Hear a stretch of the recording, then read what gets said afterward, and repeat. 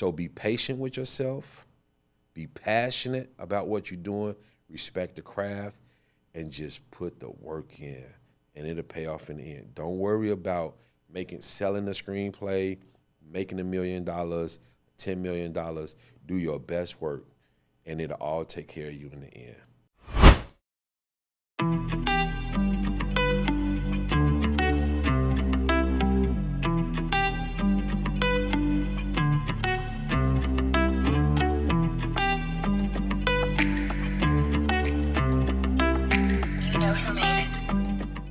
Ladies and gentlemen, welcome to Bookmark Live at Black Writers Weekend.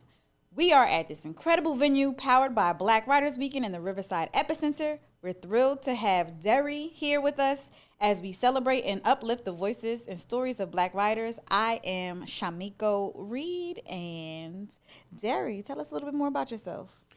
I am a filmmaker / screenwriter. I guess you can call me like a screenwriting teacher that screenwrites, because I teach screenwriting as well as so do screenwriting. So I'm originally from Chicago. I was a self-taught filmmaker, went to school and got my MFA, and then from there it just kind of took off a little bit and started the film mechanics screenwriting program to kind of help up-and-coming film screenwriters to kind of understand how to write the Hollywood screenplay. Okay. So that's what I do. And so your panel this afternoon is called The Film Mechanics. So could you tell us a little bit about what you teach your students? So the film mechanics was, it actually came by way of the way that I was writing a screenplay. I was reading a lot of screenwriting a lot of screenwriting books, and I had a lot of open windows on how to listen to YouTube's articles and all of these different websites that were open just to write one screenplay. So it was 30 to 40 resources I'm using to write one screenplay. And I noticed I didn't have a process. So I noticed that a lot of times what I was doing was I was reading a lot of other people's screenplays, and I was noticing the same thing. They didn't have a process. So I kind of created a process of how to go from story, going to covering your themes, covering your genres, just going into your character development, knowing how to write a log line. So it's a process of being able to say, tell me your story in 10 words or less. And then we go from log lines, 30 words or less. And then we go into what is called deciding what is the best structure for your story. Because there's a lot of different structures. You have Jill Chamberlain, you have Dan Harmon, you have Michael Haig, Vogler. So all these different individuals who've created See It Feels.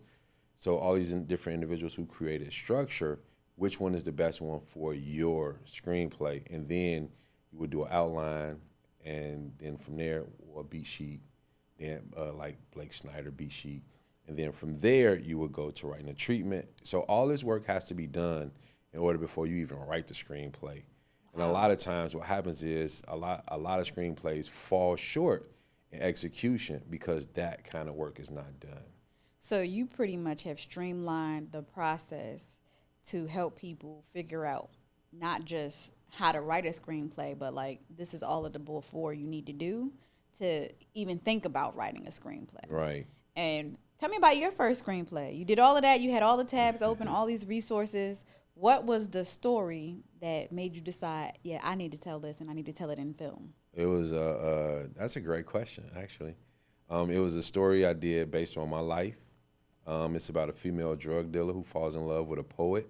I'm originally from Chicago, like I stated, and I used to date a female drug dealer.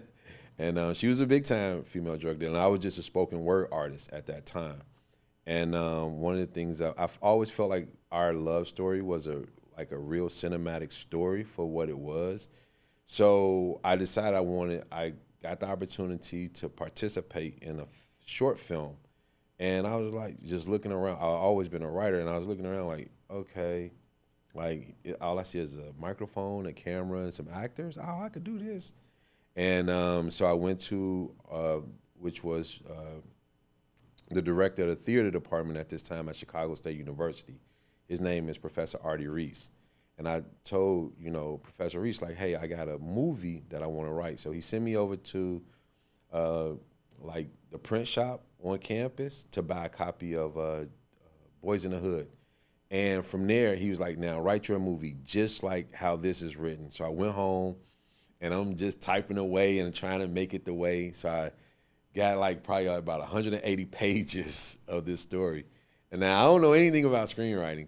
And then I went back to Artie and I was like, here's my script. And he was like, all right, great. Now go talk to Frazier, who was over the camera department. He was like, and have Frazier shoot it for you. So I went to Frazier, and Frazier wound up bringing on his brother by the name of Gerard Evans. And then we shot a movie in 2003. So that was my first experience into understanding screenplays. And I wrote another one called The Party Line. That was when I shot that. And then I shot another film called Love Bones. And I wrote another film called Finding Forever in Love. And then I went to film school. Wow. So you already had a few under your belt before you even went to film school. Yes, ma'am. So what was that transition like from poet to screenwriter? Because I've also written poetry and I've been in the spoken word scenery in Baltimore. And I know that those things overlap. The creative worlds always overlap. So what was that transition like for you personally from poet to screenwriter? So in screenwriting, you write prose, right? So even though they're called action lines, but in essence of what it is, it's just prose, right? Well, that's how you should have it written. So as a poet, and I taught poetry, right? So there's a book called the Poetical Handbook of the Handbook of Poetic Forms. Okay. That's what it's called, and it has maybe 256 different versions of poetry inside of it. So in my first master's program at Chicago State University, I was just working on, becoming a writer, things like that. So I had this handbook. So I would practice every day writing a different version of a poem, and I love sonnets. So I'm writing. So when you get over to screenwriting, one of the things of it is they say keep the pages lean. Means you should have more white than black on a page. You should have more white paper than black ink. So there's always so I came up with a thing, it's not what you write, it's how you write it. And that's very important because something that may be very descriptive, it only may take probably only 7 words to actually describe it, which hence, when I ask you your story in 10 words or less. Okay. See how that goes? Yes. So most people would rather give me 2 pages of a story, and I'm saying, what is your story, 10 pages or less? So that's the transition, being lean in poetry, and then transitioning that over to screenwriting and learning how to be lean in that type of writing. Okay. So how do you feel about being at Black Writers Weekend? You're about to hit the stage. What does it feel like to be here? Is this your first time here? This is, yes. It is? No, my second. Second time here, yes, but sir. Is this your first time speaking? No, this is my second time. Okay, and so you came all the way from Chicago? No, I live in Atlanta. You live in Atlanta now, yes. Okay. So I live in Atlanta, and the experience, and I'm going to be frank when I say this, is I had an opportunity to attend Gwendolyn Brooks Writers Conference for several years at Chicago State. So I've met a lot of famous writers. I volunteered there. I was in a program, at Chicago State while they was doing Dr. Haki Mahubuti puts on this, conference every year. So the necessity to have a Black Writers Conference, that's the beauty of what this is, right? It's necessary because Black writers need a place where they can network. They need a place where they are understood in terms of how they're passionately driven to write, and they also need a place where they're able to build a support system around them. Even because when the letters come in, the no thank yous come in, having somebody to talk to, somebody to understand, and then get more information on what you may have done wrong and some things that you have done right. So providing opportunities. It's not just writers here, it's publishers here, it's podcasters here.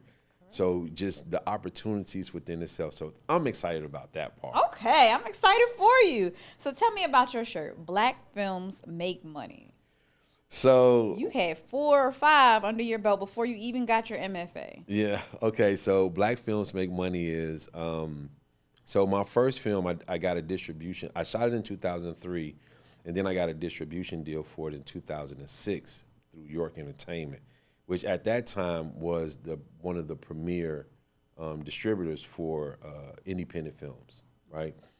But in the process between that time and having it edited, I would stand outside in the streets of Chicago. When anybody that knows me knows, like, it's raining, it's cold, it's snowy, it's hot. Any weather you can name, I'm standing outside selling movies. I have a goal to sell like 10 to 15 movies a day.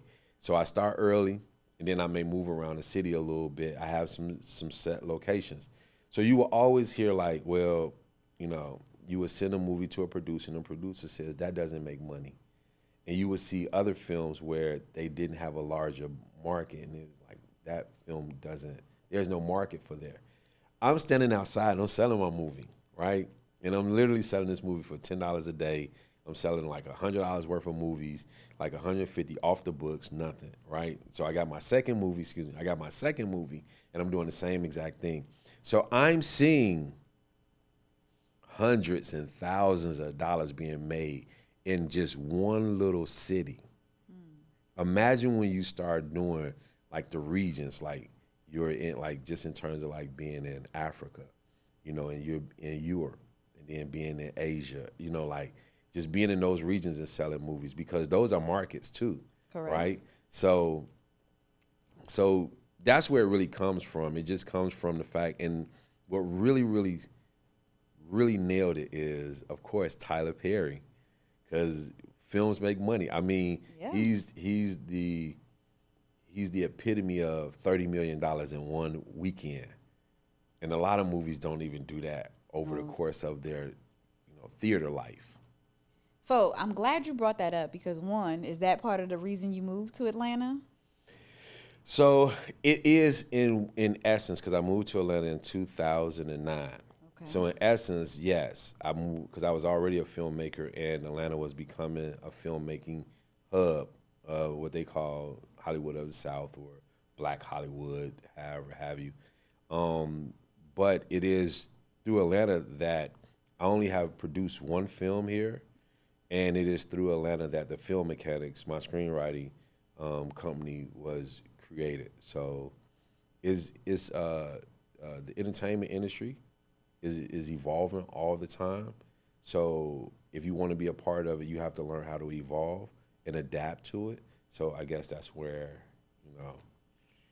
But I've lived in LA like twice. Okay. So I have another question for you in relation to you sharing with us how important and necessary Black Writers Weekend is, and having this space to commune with one another. You mentioned rejection letters and things of that nature. How important are spaces like this to help make change and push for change in your industry? Well, spaces like this gives credence to it has been done. So if it has been done, and you're walking around and you're seeing published books, then that is inspiring, right? And although it may be inspiring in one aspect to have a published book, but what about those individuals that are actually earning a living publishing books? So there are people who publish. Okay, so I have to say this because this is important, and why this space is really important. There are people who have stories that need to get out. They're not doing it to make a living. They just need to get the story out. Whether it's one person to 100 million people that buy that particular story, that story still needs to be told. The ether says that story needs to be told, and you are the person to tell that story. So when I walk, if I'm a writer and I don't have a published book, I don't know how to publish a book, this is where I get all my information. I can go online and research how to publish a book. I could do the book baby thing. I could do all these different things, but it's nothing like sitting in a panel. It's nothing like talking to someone and asking them personally, one-on-one, how did you do it? And they may give you the information. You filter that information.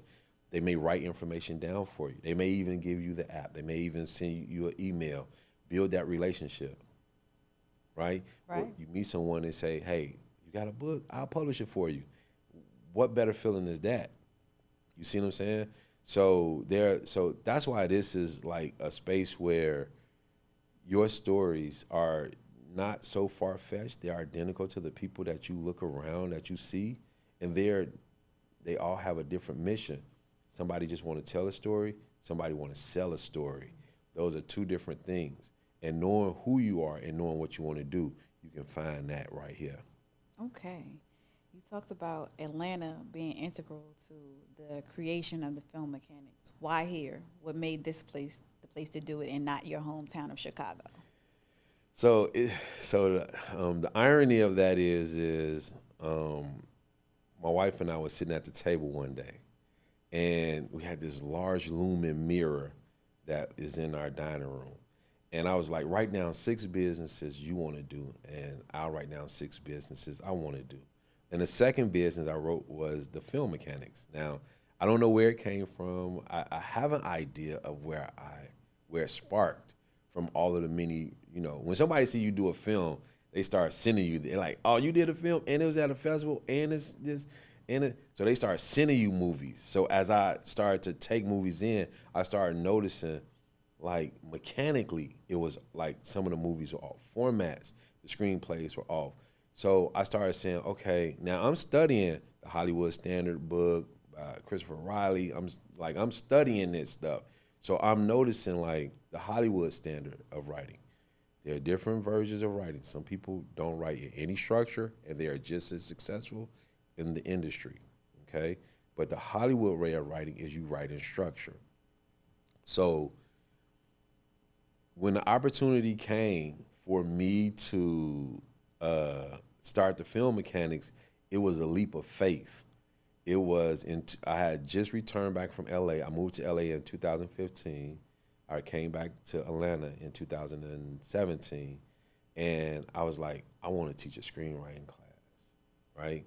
But I do know about the lean startup, which is an iterative process of being able to have an idea, put it out there, get feedback, and then continue to iterate that feedback and make it better to make your product or the service better.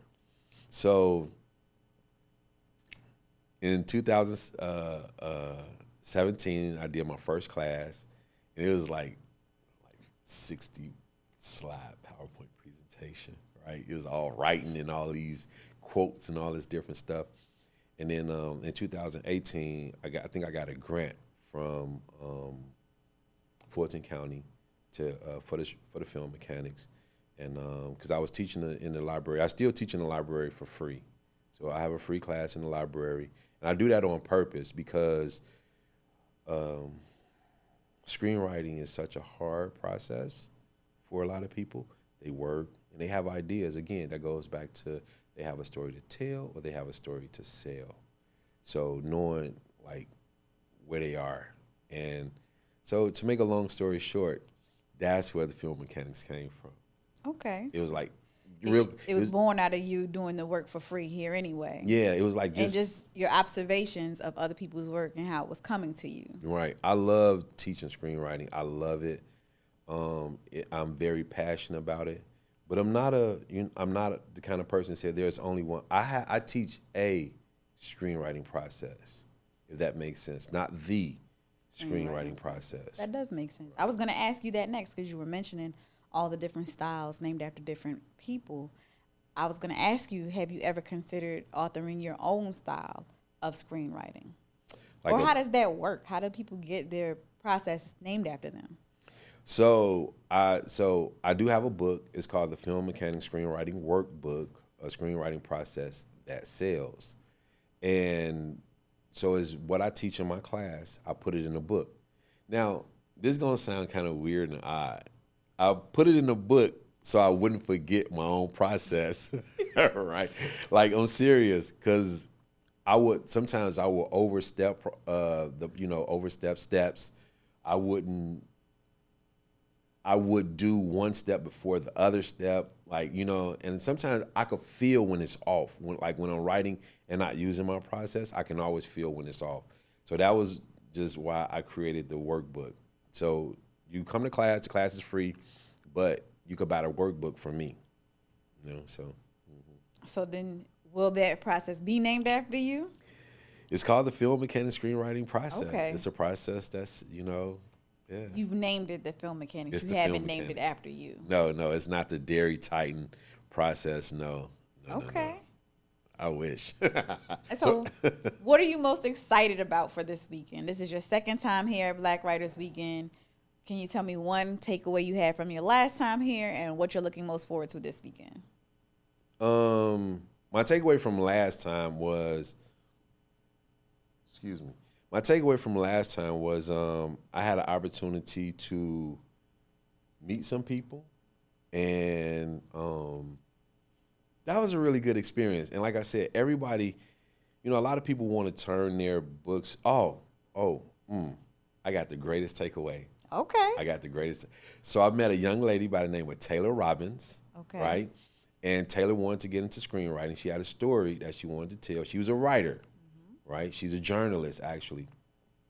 And so so I mentored her, and I put out a call for writers. I wanted to do a web series, and Taylor came through, and we sat down and we wrote a web series together, and it's on YouTube. It's called Love the American Way. Okay. And it's a really phenomenal little love story. And so that was my biggest takeaway, was being able to mentor, teach her TV writing process, because I teach that too. Teach her the TV writing process, and watch it happen right in front of us. And people they actually love the American way. So that's really dope. That's really dope to be able to collaborate with someone you met here. Oh yeah. And which is the point of opportunities, right? Right. What I plan to take away from this is, I don't know. I'm open heart, open mind, open to receiving it all, and I like it like that. I wasn't expecting to meet Taylor. Her birthday is a day after mine. I have a daughter named, not the day after mine. I have a daughter named Taylor, and her name is Taylor, and her birthday is the day after my daughter's. Okay. Right, and they are about the same age. So many Yes. So, just being open. That's it. Okay. And so with that being said, I want to make sure I respect your time and get you to your next setting. Do you have any questions for me, or are there any quotes you want to share, the last things you want people to hear from you? I think, and I know I just let out a loud sigh, and I think the thing of it is I want people to really respect the craft of screenwriting. It is the kind of thing that it takes it gnaws at your soul, because you want to be successful at it, and only very few people are successful at it. But I want anybody that's watching this, I want you to understand the measurement of success that you're looking for.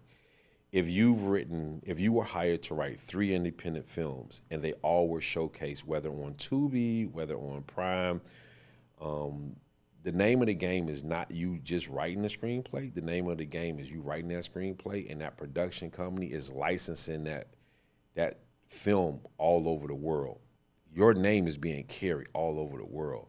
I wrote a film, and it's called Passionate Betrayals, and it was produced by a company.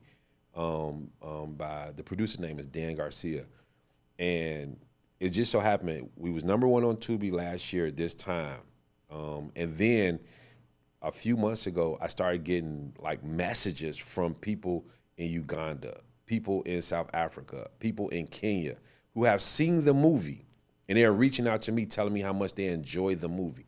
So be patient with yourself, be passionate about what you're doing, respect the craft, and just put the work in, and it'll pay off in the end. Don't worry about selling the screenplay, making $1 million, $10 million, do your best work, and it'll all take care of you in the end. I think that's a great note to end on. Thank you, Deri, for coming and sitting with me today. I learned so much. I have an interest in screenwriting, but I try to focus on one thing at a time or I'll get all over the place. And so thank you for sharing your insight with me and with all of us who will be watching this.